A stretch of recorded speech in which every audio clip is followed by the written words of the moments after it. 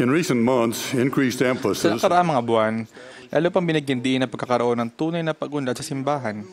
Dinadalaan lahat ng taong handang tumanggap at tupdi ng mga nakapagliligtas na ordinansa at mga tipan. At mabuhay ng may matinding pagbabago ng puso tulad ng nilarawan ni Alma.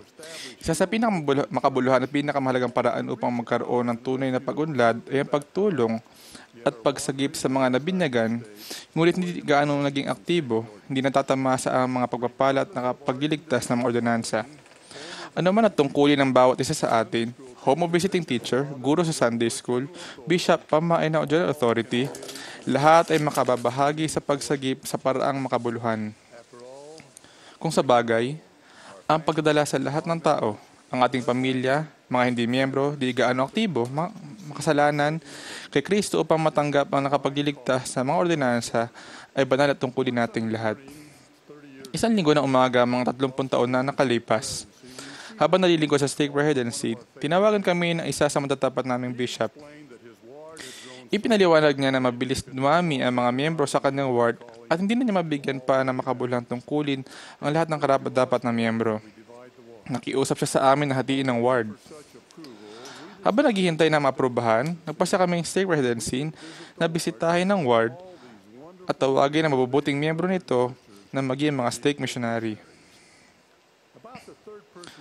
Ang pangatlong tao na kausap ko, isang dalaga na nag-aral sa universidad sa kanilang lugar. Matapos ng sandaling pag-uusap, sinabi kong bibigyan ko siya ng tungkulin bilang stake missionary. Nagkaroon ng sandaling katahimikan. Pagkatapos sinabi niya, President, hindi ba ninyo alam na hindi ako aktibo sa simbahan? Sandali akong natahimik at pagkatapos sinabi ko, hindi ko alam na hindi ka aktibo. Sumagot siya, ilang taon na po akong hindi aktibo sa simbahan. At sinabi pa niya, alam po ba ninyo na kapag hindi kayo aktibo, hindi madaling bumalik? Sagot ko, hindi. Nagsisimulaan yung ward ng alas 9 ng umaga. Dumating ka sa chapel at narito ka kasama namin. Sagot niya, hindi po, hindi ganoon kadali. Marami kang bagay na inaalala. Nag-aalala ka kung may babati ba sa iyo? O mag-isa kang upo at hindi mapapansin sa buong pulong? At nag-aalala ka kung tatanggapin ka pa ba at kung sino ang magiging bago mong mga kaibigan. Lumuluhang sinabi pa niya, alam ko na ilang taon na ako pinagdarasal ng nanay at tatay ko para makabalik ako sa simbahan. Pagkaraan ng isa pang katahimikan, sinabi niya, sa loob ng nakaraang 3 buwan, nagdasal ako na magkaroon ng tapang, lakas at paraan para makabalik sa simbahan. At itinanong niya, President, sa palagay po ba ninyo ang tukuling ito ang sagot sa mga panalangin iyon? Naluluha akong sumagot. Naniniwala ako na sinagot ng Panginoon ang iyong mga panalangin. Hindi lamang siya tinanggap ang tungkulin, siya ay naging mahusay na misyonero. At nakatitiyak ako na hindi lamang siya nagdulot ng kagalakan sa kanyang sarili, kundi sa kanilang mga magulang at marahil sa iba pang kanyang pamilya. May ilang bagay akong nalaman dito at sa mga kahalintulad na interview. Nalaman ko na maraming miyembrong hindi gaano aktibo ang mayroong mga mahal sa buhay na araw-araw na nagdarasal na tulungan sila ng Panginoon na masagip ang mga mahal nila sa buhay. Nalaman ko na hindi madali komportable para sa isang hindi gaanong miyembro na basta na lang bumalik sa simbahan. Kailangan nila ng tulong, kailangan nila ng suporta, kailangan nila ng kaibigan. Gayunpaman, nalaman ko na may mga hindi gaano aktibong miyembro tayo na handa at sinisikap na maging aktibong muli. Nalaman ko na maraming hindi gaano aktibong miyembro ang tatanggap ng tungkulin kapag binigyan. Nalaman ko na dapat pakitunguhan ng pantay at ituring na anak na lalaki o babae ng mapagmahal na Diyos ang hindi gaano aktibong miyembro. Sa nakaraang mga taon, naisip ko, ano kaya ang kinalabasan ng interview ito kung kinausap ko sa bilang isang hindi gaanong aktibong miyembro ng simbahan? Kayo ang magpasya.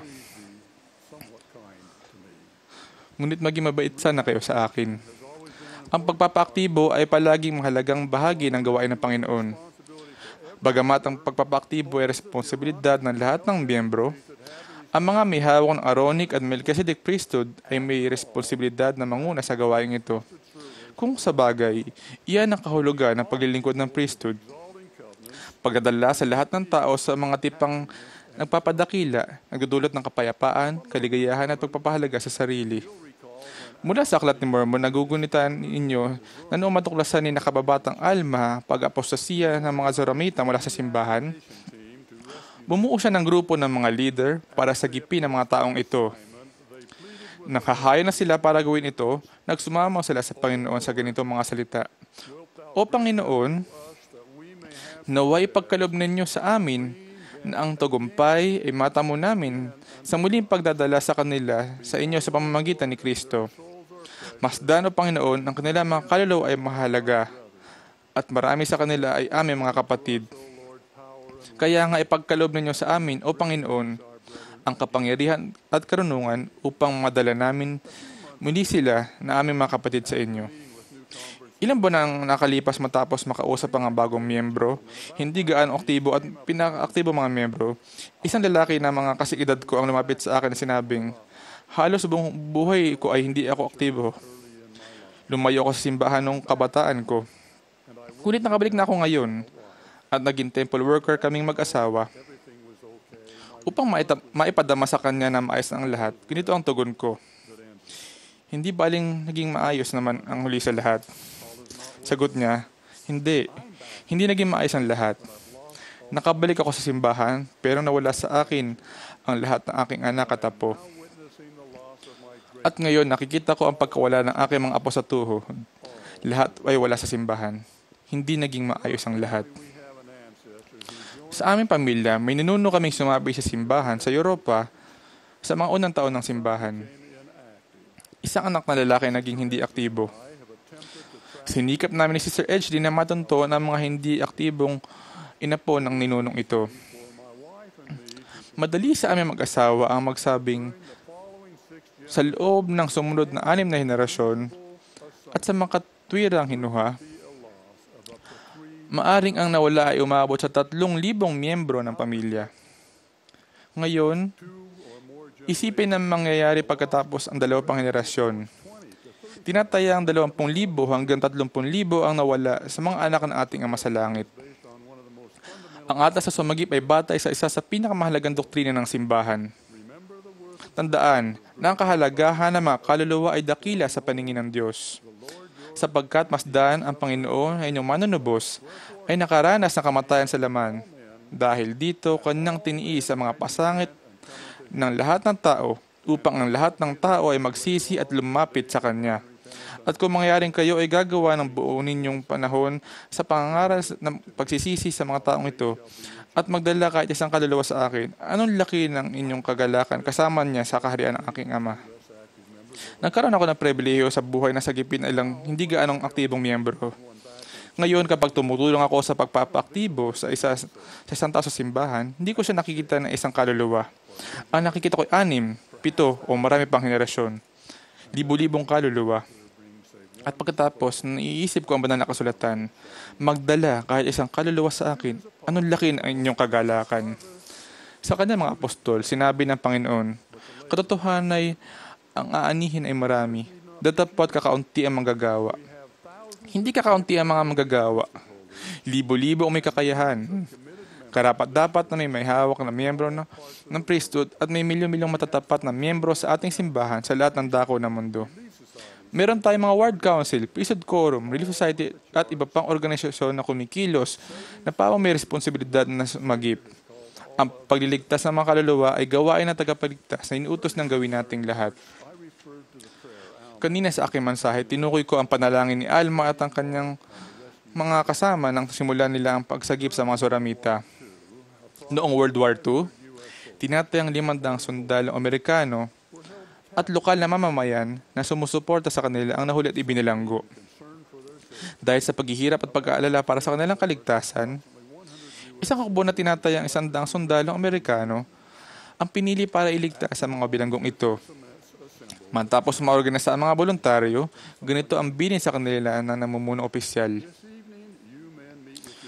Sa gabing ito, kausapin ninyo mga kalalakihan ang inyong mga leader sa simbahan. Lumuhod, at pangako sa Diyos na habang buhay kayo, hindi ninyo tutulutang magdusa pa ang kahit isa sa mga taong ito.